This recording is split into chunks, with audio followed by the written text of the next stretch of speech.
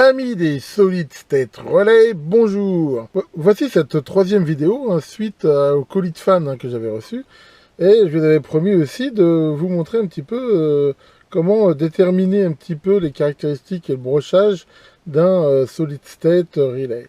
Alors je rappelle, c'est quoi un Solid State Relay? C'est un relais dans l'idée, et surtout un relais qui apporte ce côté isolation galvanique dont j'ai déjà parlé, mais qui est complètement électronique, c'est-à-dire qu'il n'y a pas dedans d'électroaimants ni de partie mécanique.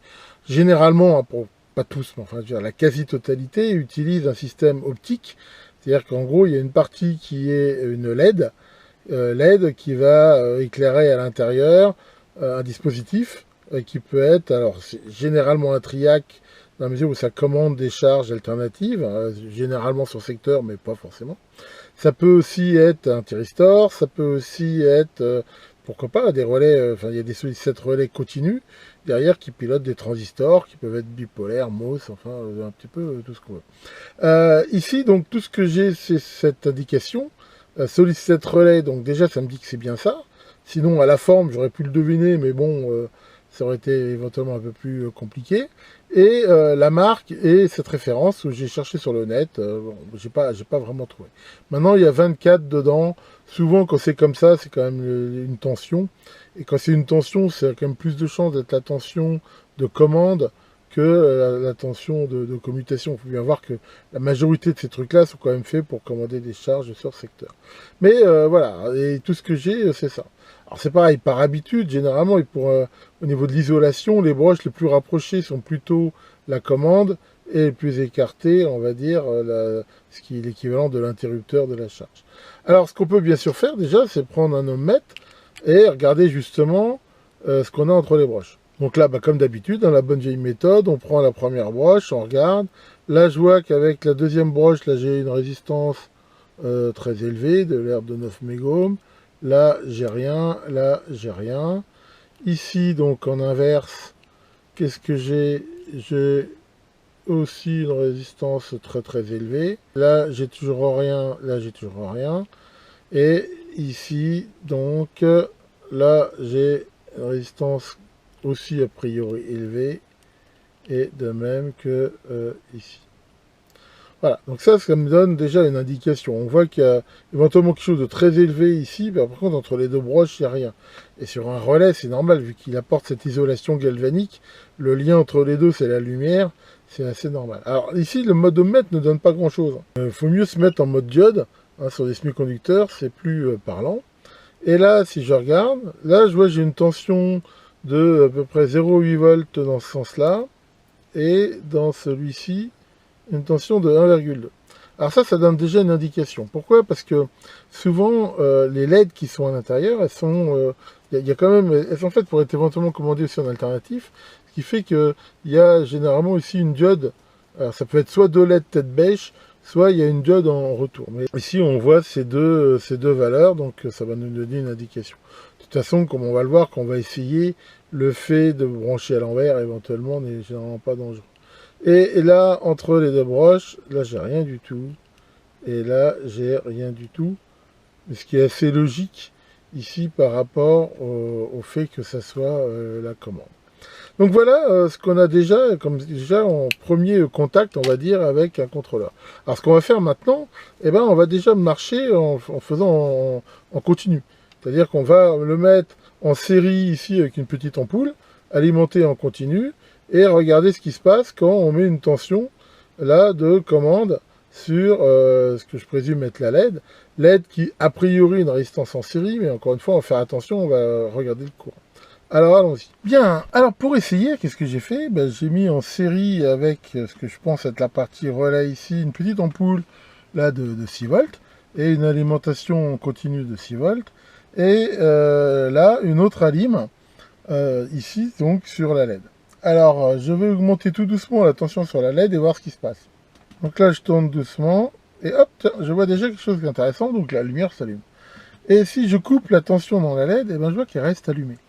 Et ça, c'est quelque chose qui est très typique des triacs ou des thyristors. J'appelle qu'un triac, quelque part, c'est deux thyristors mi-tête bêche. Maintenant, cette lumière, la seule moyen que j'ai de l'éteindre, c'est de débrancher ici l'alimentation et de la remettre. Et ça, donc, hein, je rappelle, c'est vraiment typique des thyristors. Une fois qu'ils sont amorcés, la seule moyen de les désamorcer, eh ben, c'est que le courant qui les traverse passe en dessous d'une valeur qui est relativement très faible, hein, qu'on appelle le courant de maintien.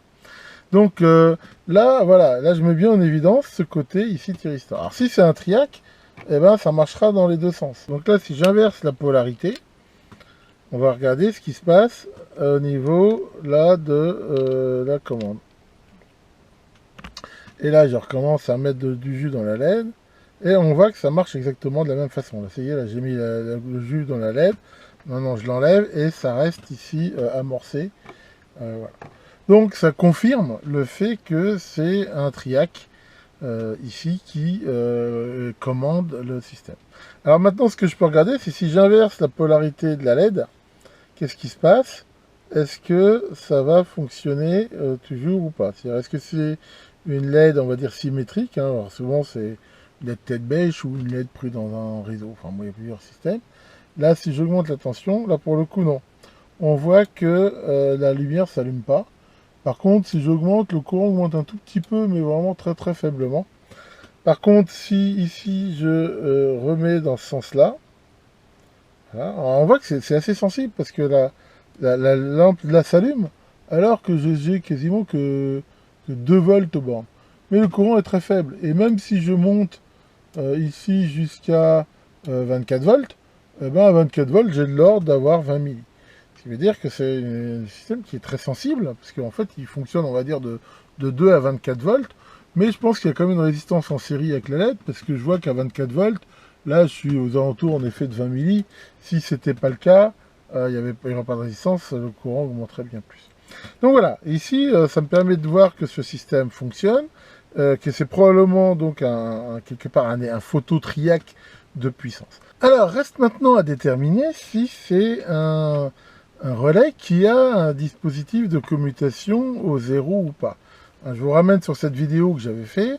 Il y a des systèmes qui commutent que quand la tension aux bornes de la charge est très faible, de façon à éviter d'avoir des parasites, hein, ce qu'on appelle les zéro crossing, alors que d'autres permettent de découper, on va dire, n'importe quand. Donc là, j'ai essayé avec une ampoule comme charge, avec une tension très faible. Maintenant, on va regarder pour voir s'il y a ce système, si ça déclenche avec des tensions plus élevées aux bornes. Alors pour faire ça, comme je n'ai pas d'ampoule qui monte assez haut, j'ai mis ici une résistance de puissance. Et là, on va regarder sur l'alimentation ce qui se passe. Je vais mettre la tension de commande de la LED. Et là, si je me remets dans mes conditions de tout à l'heure, c'est-à-dire que j'ai à peu près 6 volts là de commande, on voit que quand je mets la LED, on voit bien là le courant qui passe dans la résistance. Bon, je l'ai limité pour pas que ça chauffe trop. Mais voilà, on voit que ça fonctionne bien.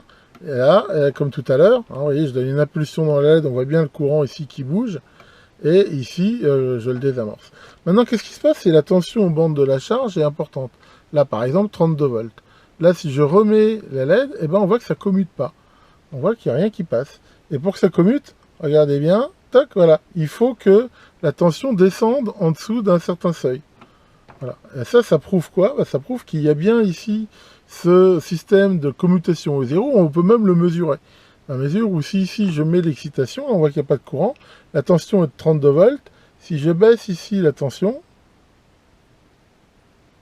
toc, voilà. Là, on voit qu'à partir d'environ, là, on peut voir, c'est 24 volts à peu près. Ben, à 24 volts, là, il déclenche bien. Ça veut dire que la commutation ne pourra se faire que tant que la tension aux bornes de la charge est inférieure à 24 volts. Alors, pour voir ça d'un peu plus près, on va regarder ça sur un oscilloscope en commutant réellement une charge sur le secteur. Et là, je vais utiliser ma sonde différentielle CP096. Hein. Là, par exemple, j'utilise ce kit, hein, donc je vous l'avais déjà montré, là, qui a été fait par Kevin, et qui fonctionne fort bien.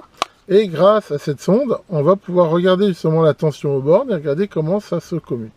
Donc j'ai branché ma lampe ici de test sur tout mon système, hein, que je vous ai déjà montré de test, et en utilisant là le solid state relay monté que je commande par une alimentation. Et on voit que quand je le mets en route, eh ben, ça marche bien, ça commute bien ici l'ampoule.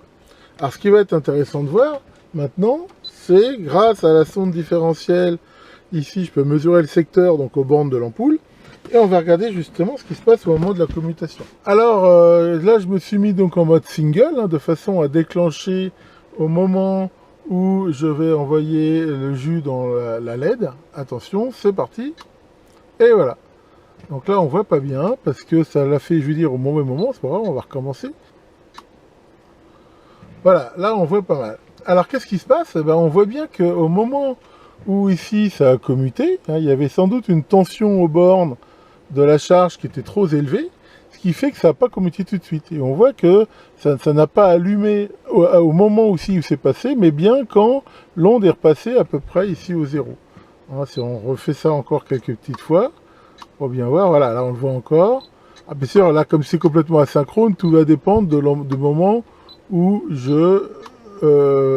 j'appuie sur le bouton. Voilà, là c'est intéressant. On voit que au moment où j'ai commuté, la tension aux bornes de la charge était inférieure à 24 volts. Donc il a bien commuté, il n'a pas attendu, il a tout de suite commuté.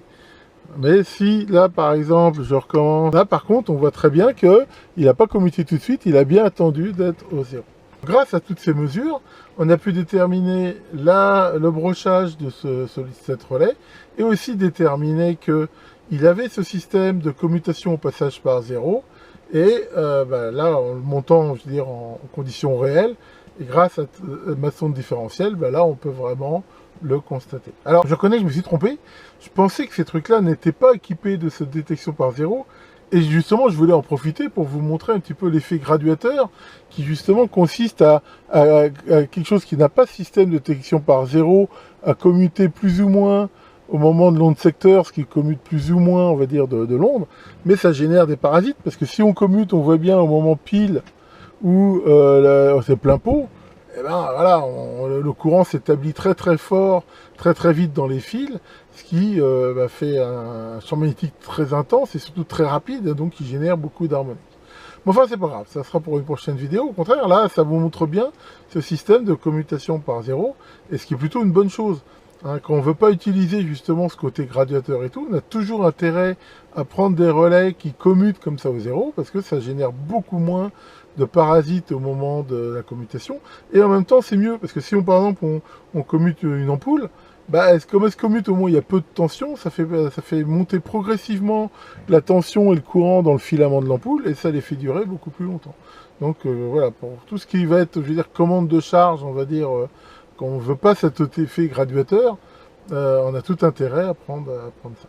Voilà, donc voilà, j'utilise encore une fois cette petite sonde différentielle, et je vous rappelle, pour ceux qui veulent la fabriquer, qu'il y a tous les schémas sur mon site pour pouvoir la faire vous-même, ou si vous voulez pas vous embêter, il y a toujours ce kit là qui a été fait par Kevin, et que je vous conseille, qui est vraiment de très bonne qualité.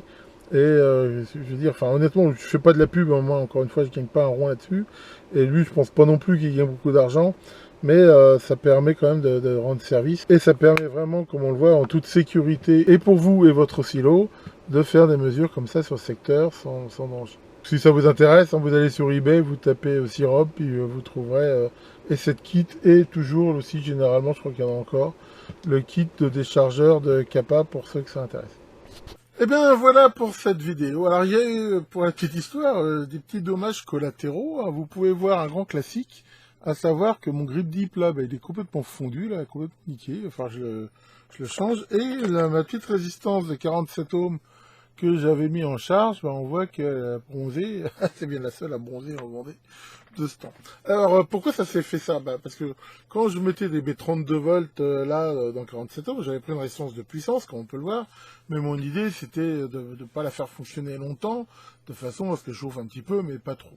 Mais vu que je tournais ma vidéo, je discutais et tout, en fait le truc en même temps c'est piégeux, hein, vous avez vu, quand on coupe la LED, tant qu'on désamorce pas le thyristor ou le triac, le courant passe, et je me suis aperçu que c'était resté bien longtemps. Et je me disais que ça sentait un peu bizarre. Et donc, non seulement ça a cramé ça, mais alors j'ai un doute, faut que je le reteste. Heureusement, j'en avais plusieurs. J'ai l'impression que lui, comme il était collé le long de la résistance, il a chauffé aussi. Enfin, faut que je le reteste. J'ai l'impression que lui est aussi mort. Enfin, c'est pas grave, hein, on va dire que c'est les martyrs de Syrop. Maintenant, heureusement, des grippes comme ça, j'en avais acheté quelques lots, parce que comme ça, en fait, c'est un grand classique, ça, hein. Ces grippes, si on agrippe un truc qui chauffe, eh ben, ils fondent et ça les bousille. Je pense que je suis pas le seul à qui c'est arrivé. Tiens, Maurice, alors, qu'est-ce que tu dis, Maurice? Maurice, tu voudrais faire un appel solennel? Oh, pourquoi? Pour venir en aide à un homonyme. Comment ça, t'as un homonyme, toi? Oui, le coq Maurice, dont tout le monde parle. Ah oui, ce coq-là, parce que y a quelqu'un qui supporte pas à la campagne d'entendre le chant du coq. Et alors, qu'est-ce que tu proposes? Ah bah tu proposes que le coq Maurice lui contre-attaque et qu'il attaque son voisin lui aussi en justice pour connerie manifeste et non-respect de la nature. Eh oui, c'est peut-être pas idiot. C'est vrai que je suis toujours assez sidéré là, de voir ces gens, là, les touristes ou des Parisiens ou je sais pas, là, qui viennent à la campagne et qui apparemment supportent pas enfin ce qu'ils voient comme des inconvénients, enfin je veux dire la vie de la campagne. Moi il y a pas longtemps j'étais à Paris, je me suis tapé les bruits du métro, le tramway, les scooters, les machins, enfin je veux dire à la limite si j'étais comme eux, j'aurais pu porter plainte à la ville de Paris pour tapage nocturne, quoi. Parce que je peux vous dire que c'est bien pire que ce que je peux entendre ici. Alors bah oui, moi je suis en pleine campagne, de temps en temps j'ai un coq qui chante, une vache qui meugle et un petit peu de mauvaise odeur quand ils épandent du fumier. Mais enfin, quand même, je préfère 1000 fois être chez moi que dans une ville. Ah, j'espère que la justice, quand même, aura un petit peu d'intelligence sur ce coup-là. Bah, la météo, ça s'arrange pas, là. C'est vraiment une journée pourrie. Alors, dans un sens, bah, comme ça, je vais pas à la plage.